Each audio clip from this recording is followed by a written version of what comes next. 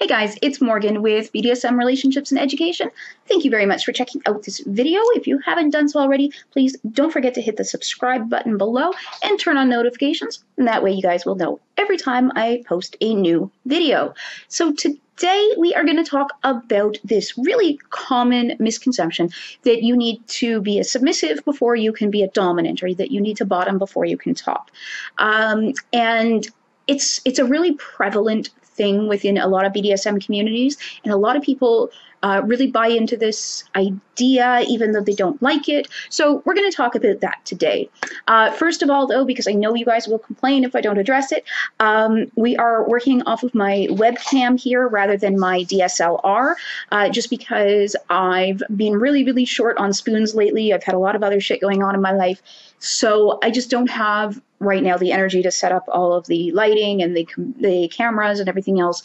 So it's either deal with the lower quality video or no video. So I figure this is better than nothing. So I apologize that it's maybe not super crisp and clean, but it is a high quality webcam. So hopefully it will work for us. So let's talk about the whole idea that you have to sub before you can dom. Now, I addressed that it was a misconception, so you obviously kind of know where I'm coming from on this one. I didn't do it. I don't think that it's necessary. I think that people who do it will probably get limited benefit from it, but that really depends.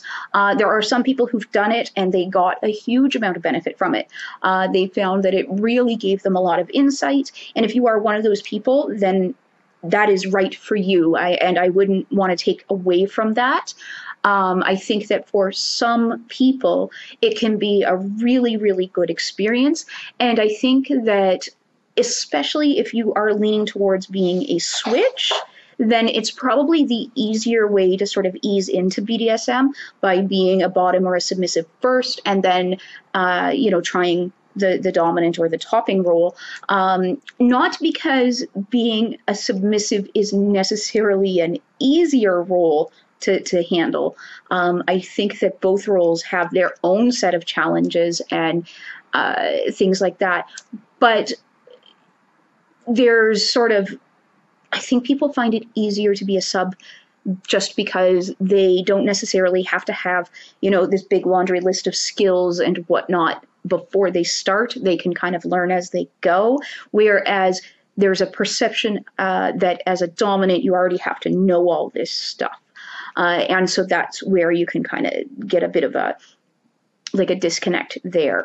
Now, having said all of this, I have explored bottoming at various points throughout my life. I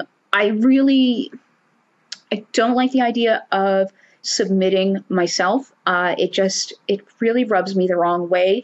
I used to think, like many people, that submission and bottoming were the same thing, just like topping and dominance were the same thing. And of course, as I learned and grew within the BDSM world, I learned that there is a difference between those two things. And if you have questions regarding that, I'm going to link a video up here that will explain to you what those differences are, at least in my opinion, what those differences are, because everybody has different opinions on the matter. Throughout trying different types of bottoming and stuff like that, I learned that it's really not for me. There was a point in my life that I think I could have enjoyed it a lot more if I had been better at communicating, first of all, because that's another skill that we all need to learn, is how to communicate effectively. On that note, I will be doing a book review on a book about communication, and that'll be posted really soon. So keep your eyes open for that, and I'll link it up here if I post that before this video. But I think that I could have enjoyed it more if I had learned to better communicate what my needs were and what I wanted out of a scene. But as it is, that point in my life is past. Due to my chronic pain and everything else, I have absolutely no interest in bottoming at all at this point in my life. And like I said, I've just never had an interest personally in being submissive. It rubs me the wrong way. It's not what I'm looking for in a relationship. I do understand, though, why it would be enjoyable for some people.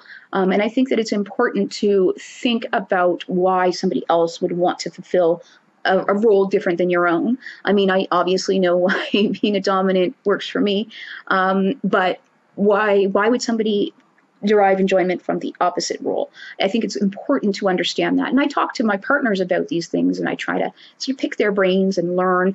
And I talk to as many people as will, share this information with me, because everyone is different and everyone has different motivations. So I think it's really important to talk about that and understand, what other people are thinking and what, goes on in other people's heads. So again, if you do find value in the whole sub before you dom idea, then absolutely, it's something that I think you should pursue. It is a lot more common in leather communities, and leather communities tend to have a much more formal structure and hierarchy than non-leather communities. So leather within the BDSM world is simply, it's a different approach to BDSM. A lot of the rules are going to be the same. I mean, there's the same consent and all that kind of stuff. But the idea, or some of the ideas in the leather community, and I don't want to say too much because I've never been a part of a leather community, so I don't know for sure. But it does seem to be more protocol driven, more like you have to earn your leathers, which is like earning your title. And they do award community awards of titles. So you don't get to call yourself master or mistress until your community decides that you have earned that title. And so there's a lot more to it. That's just like the really quick outsider perspective, I guess, but they do tend to be have more formal power structures within them. So that is often a component of leather communities, is sub before you dom. Certainly not all of them. Every community is different. So what I'm saying after this doesn't necessarily apply to leather communities. It could. You have to make that decision for yourself as to what type of community, because there are toxic communities just like there are toxic people. And that goes across the board, leather, non-leather, whatever, it doesn't matter. Like, I mean, I've been a part of communities outside of BDSM entirely that were still toxic. So you need to figure out what works for you.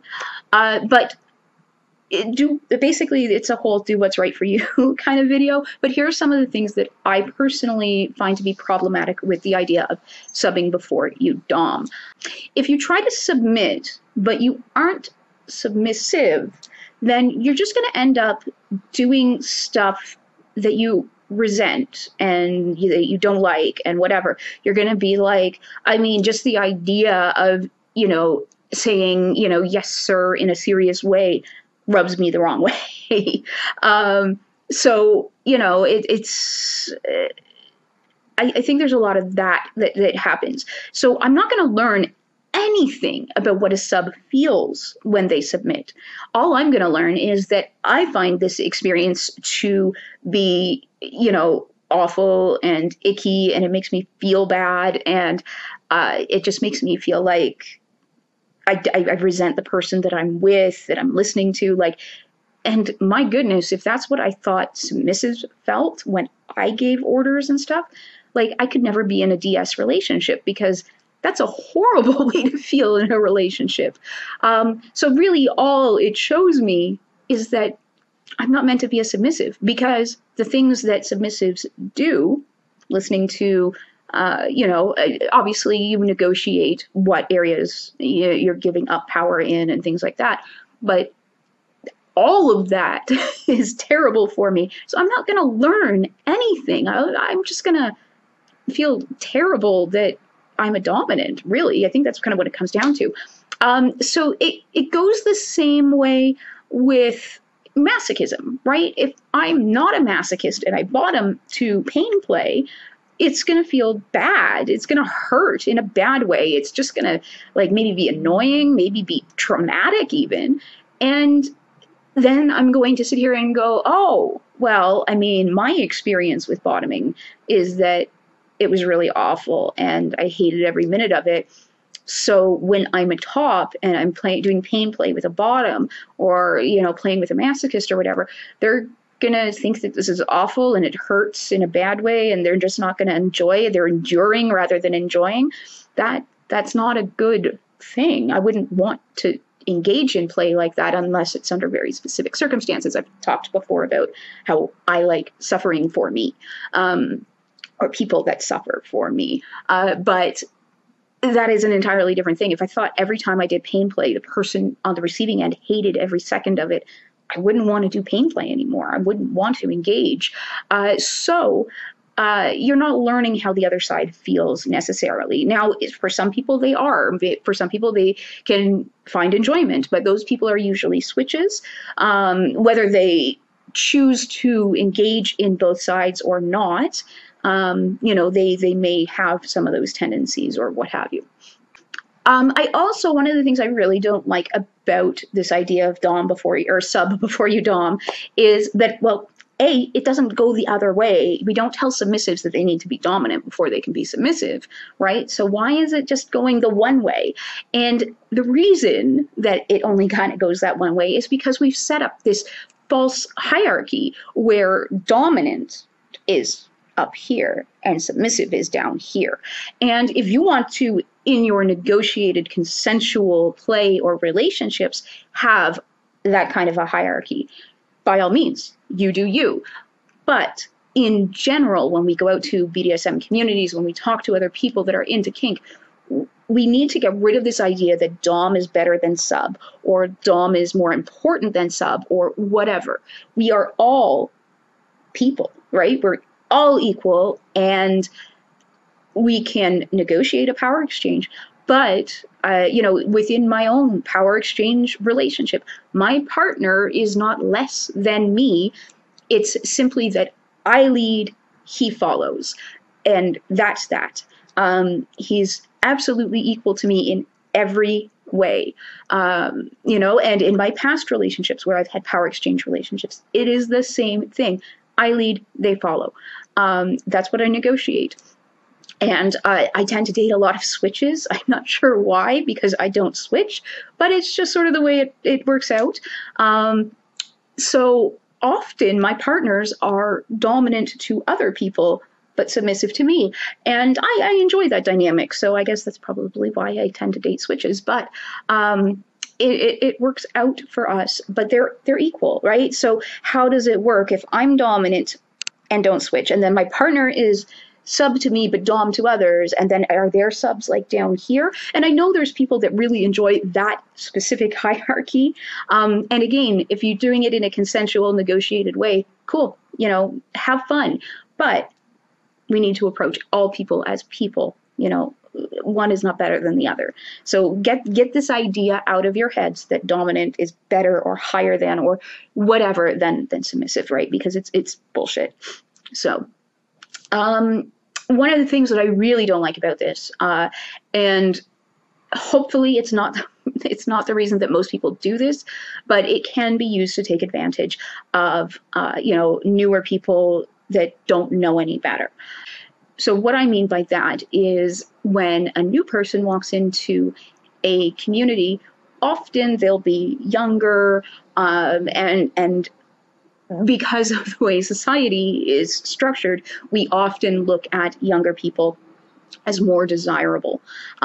So the people that are more experienced, that are older in the community, may push this idea of you need to sub before you dom, because they want to take advantage of the younger, more desirable people that are coming in new to the community. So like I said, I don't think that that's totally common. It used to be, definitely. And there's the whole idea of subbing before you dom is somewhat wrapped up in LGBTQIA history. Basically, when there used to be raids on gay bars and gay communities and gay clubs, or just queer communities in general, basically the idea was if you would submit to these activities, which would often include sexual activity, before you were allowed to come in and be a top or be a dominant, then it sort of proved that you weren't a police officer looking to cause trouble. And I mean, it's an unfortunate part of our collective history, but also a very sad part of gay culture and queer culture, that they needed to do this to protect themselves. But yeah, it was, I mean, like, I am old enough to remember raids on bathhouses and things like that. And it's a damn shame that any of that stuff happened. But so it was often used as a protection against future raids or what have you, because police officers would try to infiltrate queer communities with the intention of, you know, eventually doing a bust and arresting people. So there's like this really dark side of it where people use it to take advantage, but then there's also this equally dark, but for different reasons, side of it, where it was used to protect the community and the members within the community. So it's a really complicated sort of thing. I mean, I've been talking about it for 15 minutes already because it is just really, really complicated. And fortunately, for a lot of us out there, we don't need to worry about these things anymore. We're not living in fear of police raids. But there are people who live in parts of the world where this is a possibility, where just by practicing BDSM, they could be opening themselves up to, you know, raids by the police, and especially if it's a queer community, add BDSM into that. So it could really be a problem. So if you are a part of those communities, it could be a requirement that basically to prove that you're not there to harm the community. And so that, again, is, sorry, Wolfgar just, he got neutered, so I've got him like right here with me because he's in pain, and he's a sad, sad puppy right now. So he's making a lot of noise. I apologize for that. But yeah, so if you are in a part of the world where BDSM and being gay is like a legal issue, then, you know, you may be more exposed to this idea of sub before you dom, just because you need to prove that you are not a danger.